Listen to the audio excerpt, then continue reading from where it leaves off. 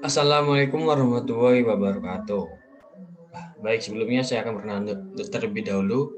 Perkenalkan, nama saya Billy Azam Kusuma dengan NIM 2024 dari kelas Data Mining A, Fakultas Ilmu Komputer Universitas Jember.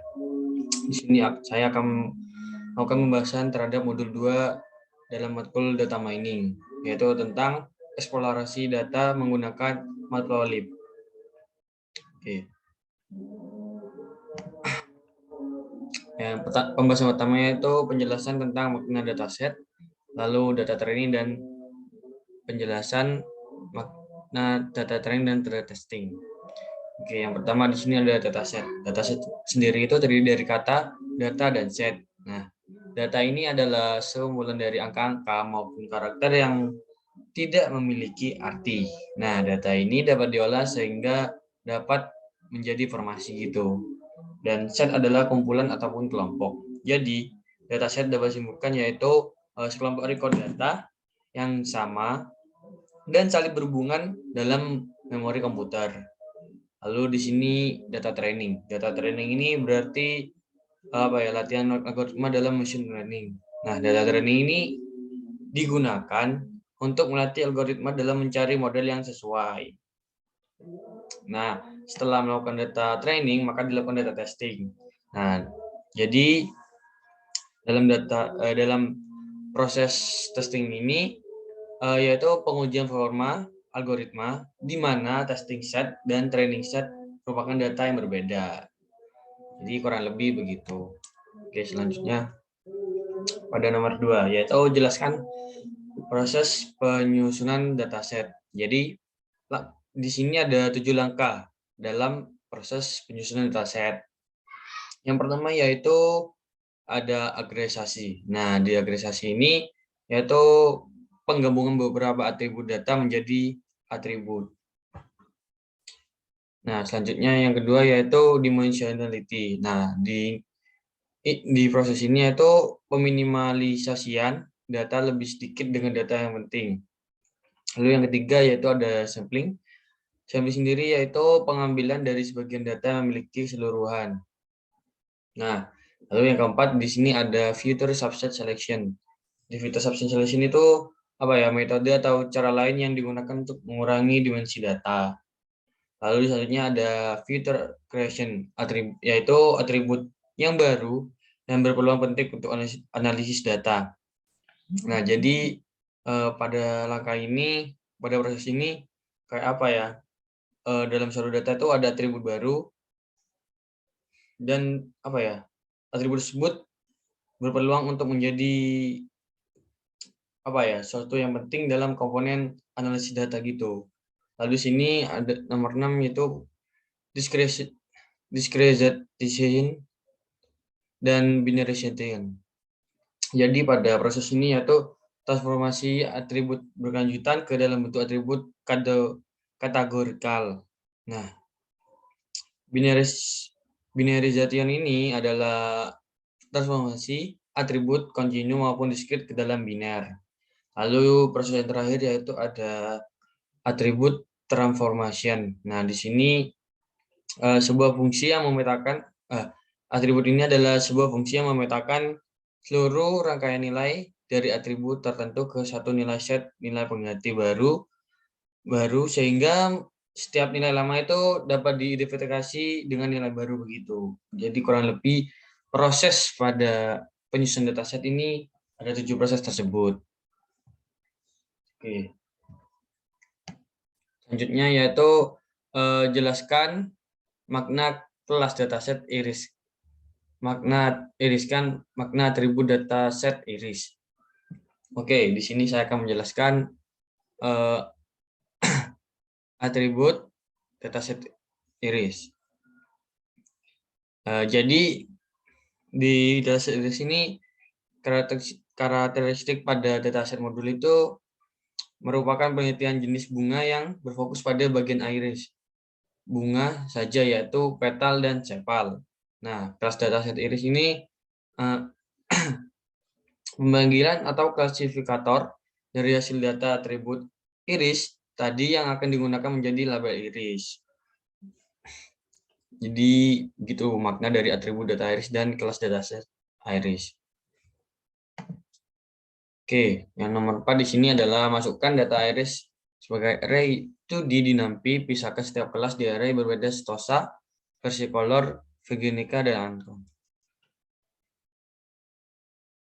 Oke, kita masuk ke nomor 4 ya. Oke, di nomor 4 ini, nah ini codingannya. Jadi pertama saya melakukan import npis dan diinisialkan sebagai np. Nah, sebelum masuk ke cara penjawabnya, kita masuk ke dataset terlebih dahulu. Oke, dataset yang dimaksud dari nomor 4 itu ini. Nah, di sini kita bagaimana cara pengelompokan setiap kelas di array yang berbeda. Jadi di sini ada 4 kelompok ya, ada stosa, versicolor, virginica, dan unknown. Oke, kita lihat di dataset. Nah, kita lihat di sini. Ada banyak sampel di mana sampel tersebut memiliki species name, ada stosa, virginica, versicolor, dan unknown. Oke, kita masukkan saja ke codingannya langsung. Kita lihat di sini. Nah, ini untuk buat nomor 4. Jadi di sini ada S sama dengan np dot array dan indeksnya. Jadi S di sini adalah variabel yang menggantikan stosa. Oke, bisa dilihat ini indeksnya. Lalu di sini ada v. V di sini sama dengan np dot array dengan indeksnya. Nah, v sendiri itu untuk v ini yaitu untuk menggantikan species name dari virginica. Jadi variabel v ini menggantikan inisial dari virginica dengan.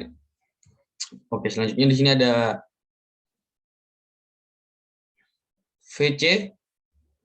Di sini vc sama dengan nv.ray dengan indeksnya sebagai berikut. Nah, vc ini variabel yang sebagai inisial dari versicolor. Oke, selanjutnya itu ada u. U sama dengan np.array dengan indeksnya sebagai berikut ini. Ini indeksnya. Oke, di sini u sendiri itu variabel yang sebagai inisial dari unknown. Oke, kita selanjutnya yaitu print stosa, di mana dalam kurung itu dibukakan S. Nah, S ini variabel yang di atas tadi. Yang nantinya outputnya akan menjadi stosa dengan indeksnya. Oke. Begitupun yang lain ya. Jadi V ini buat virginica, VC untuk versicolor, dan U untuk unknown. Oke, kita run terlebih dahulu dari ini. Oke, kan udah kan kita run langsung codingan yang kedua ini. Kita run. Oke. Nah, hasilnya tuh seperti ini. Kita lihat. Nah, bentar. Nah, ini hasilnya. Jadi di sini langsung muncul stosa dengan indeksnya. Indeksnya ini sesuai sama dataset yang tadi saya tunjukkan. Dan ini virginica. Ini versicolor. Dan ini untuk unknown. Jadi kurang lebih untuk pada nomor 4 seperti itu. Oke, nomor 5. Di sini nomor 5 yaitu buatlah scatter plot untuk menggunakan pasangan atribut berikut pada setiap kelas, termasuk unknown. Berikan warna merah untuk stosa, hijau untuk versicolor, biru untuk virginica, dan kuning untuk unknown. Jadi pada nomor A ini ada sepalen dan white alloy. Oke, kita langsung saja masuk ke codingannya.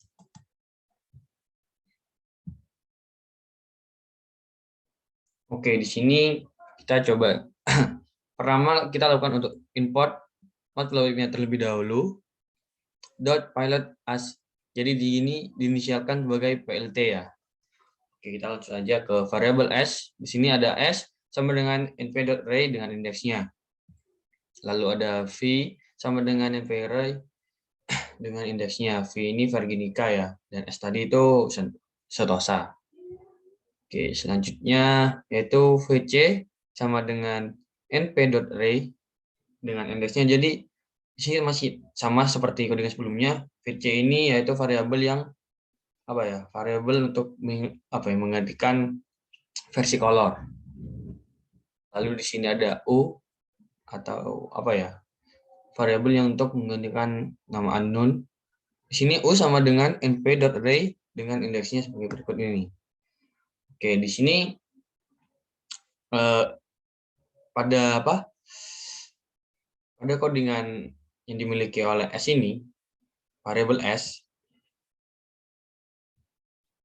sini dimasukkan X dengan indeks 3. Lalu di sini Y-nya dari variabel S itu indeksnya 0. Lalu di sini ada plt.scatter. Jadi di sini untuk memanggil scatter plotnya nanti. Jadi X, Y, color, karena yang diminta pada warna setosa ini merah, maka di sini ditulis R. R ini untuk red. Dan selanjutnya di sini ada X dari variabel V yaitu dengan indeks 3 dan Y dari variabel V itu indeksnya 0. Dan di sini ada plt the scatter yaitu untuk memanggil scatter plotnya dari variabel V ini tadi dengan XY, dan colornya di sini kalau nggak salah tadi itu buat Virginica ini warnanya hijau ya, G ini green. Selanjutnya yaitu X untuk VC ini indeksnya 3, Y sama dengan VC ini indeksnya 0. Dan kurang lebih ini sama ya, di sini colornya blue. Dan untuk X sama dengan U itu dengan indeks 3, dan Y sama dengan U itu indeksnya 0. Di sini ada plt.scatter untuk memanggil itu, dan colornya di sini menggunakan yellow, kuning.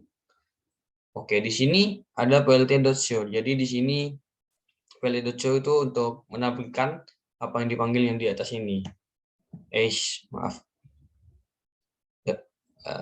Ini dalam plt scatter semua ini. Oke. Kita coba run.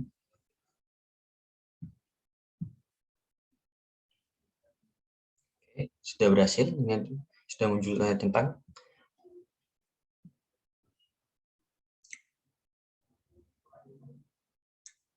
Oke, jadi hasilnya seperti ini.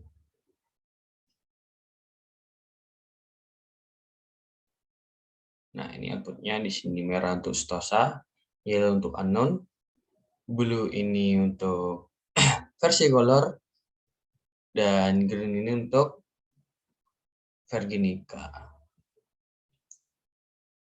Oke, selanjutnya di sini sama seperti tadi, kita melakukan import matplotlib.pyplot dan di sini inisialnya sebagai plt. Kurang lebih sama di sini S sama dengan np.array dengan indeks sebagai berikut ini. Dan V di sini sama dengan np.array dengan indeks sebagai berikut ini. Ini ada di layar. Lalu selanjutnya itu ada VC sama dengan np.array dengan indeks ini. Dan U dan U sama dengan np.array dengan indeks seperti ini. Oke, untuk codingan ini sebenarnya hampir sama ya, cuma di bedanya itu pada indeks XY-nya setiap variabel ya. Jadi di sini XY dari Stosa itu indeksnya ada 2 dari X, dan Y-nya itu indeksnya 1. Dan di sini warnanya tetap ya, red. Dan untuk buat variabel V, Virginica ini sama sih, sama karena dimintanya pada nomor B ini sepal width sama petal length-nya. Oke. Selanjutnya yaitu X sama dengan VC dengan indeks 2, Y sama dengan VC dengan indeks 1. Di sini plt.scatter seperti yang saya jelaskan tadi untuk memanggil scatternya tadi itu, scatter plotnya. Lalu di sini ada plt.show untuk memanggil semua ini. Oke, kita run aja.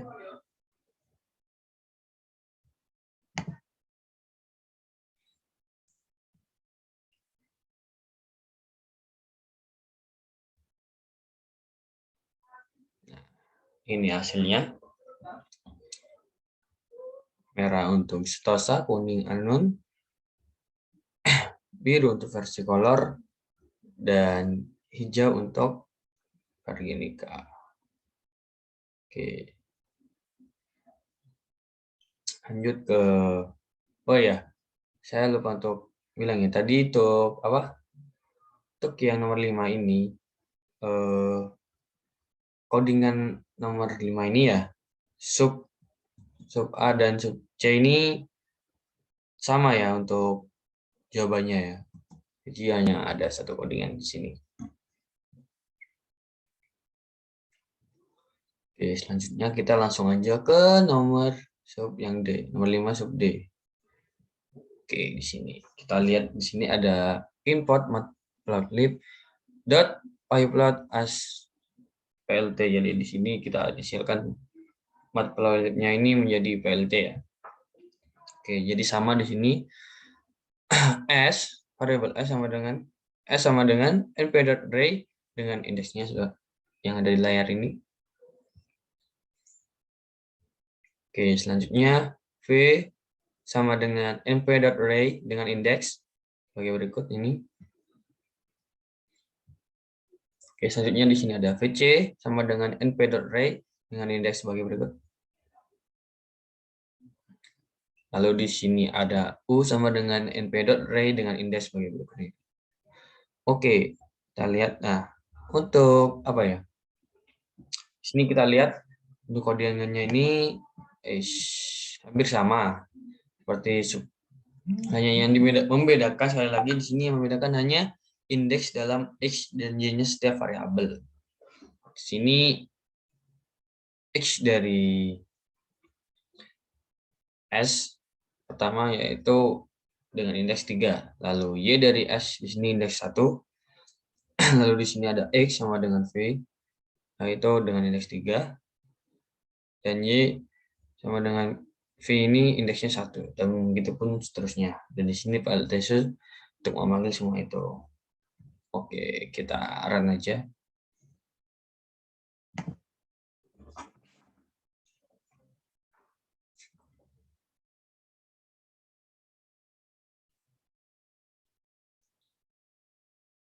Ini untuk hasilnya. Untuk outputnya, di sini merah untuk Stosa, kuning untuk Unknown, blue untuk Versicolor, dan hijau untuk Virginica. Nah, itu hasil dari pengerjaan saya untuk nomor 5. Oke, selanjutnya yaitu nomor 6. Jelaskan bagaimana karakter pengelompokan setiap kelas pada scatterplot. Oke. Saya akan menjelaskan karakter pengelompokannya setiap kelas ini. Mungkin kita lihat CSV-nya dulu. Nah, mungkin saya akan mencontohkan misalnya pada sampel nomor 1 ya. Nah, nomor 1 ini, sini kan sistemnya Stosa. Di sini dia memiliki petal width dan petal length yaitu 0,2 dan 1,4.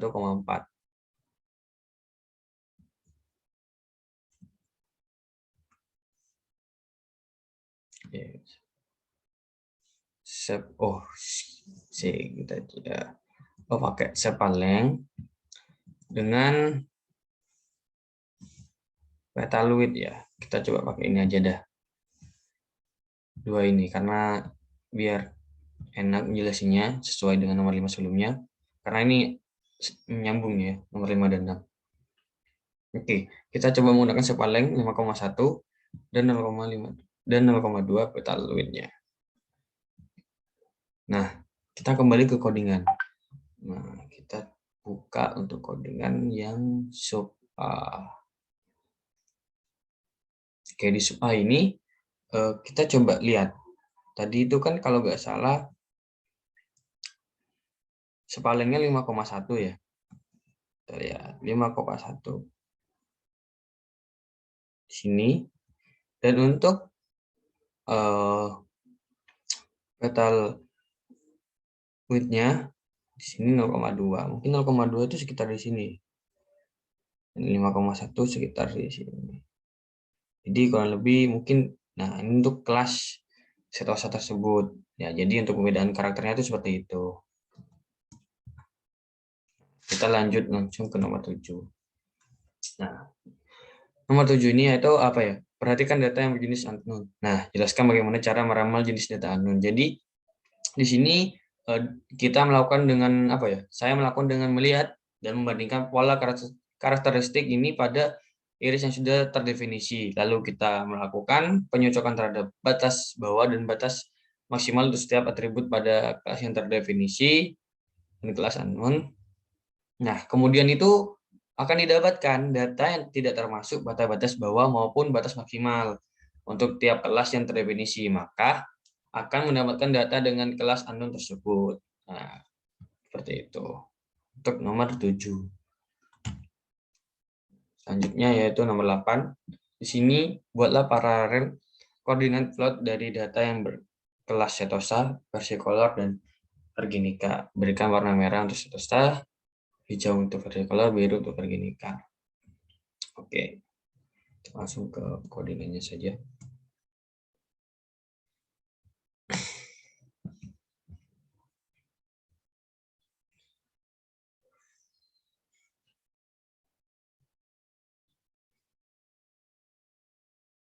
Oke, di sini nomor 8. Pertama kita lakukan import matplotlib dot pyplot as plt, jadi dengan inisial kita menginisialkan plt, lalu import skippy as sp. Jadi di sini skippy-nya kita inisialkan dengan sp. Pertama sama seperti sebelumnya, masukkan di sini ada variabel s sama dengan np.array, mana s ini sebagai stosa dengan indeks seperti berikut. Lalu v untuk variabel ini yaitu v sama dengan np.array dengan indeks yang ada di layar ini. Oke, berikut. Lalu di sini vc sama dengan mp.array lalu dengan indeks berikut. Lalu di sini ada u untuk unknown sama dengan mp.array sebagai berikut. Oke. Pertama kita masukkan aja mp.array di sini. Lalu kita masukkan petal width-nya, petal length, sepal width dengan sepal length. Di sini for in orange nah, plt plot. Dengan plt plot x sama dengan s ini variabel tadi dengan indeks seperti berikut i,2 dan di sini warnanya itu red. Nah, plt plot ini untuk memanggil tadi itu. Setiap variabel itu beda ya. Di sini s, ini v. Jadi dan juga warnanya pun beda. Itu yang membedakan untuk setiap kelas. Lalu di sini also untuk memanggil ini bagian ini. Oke, udah muncul. Oke, kita run dulu aja karena belum kita run.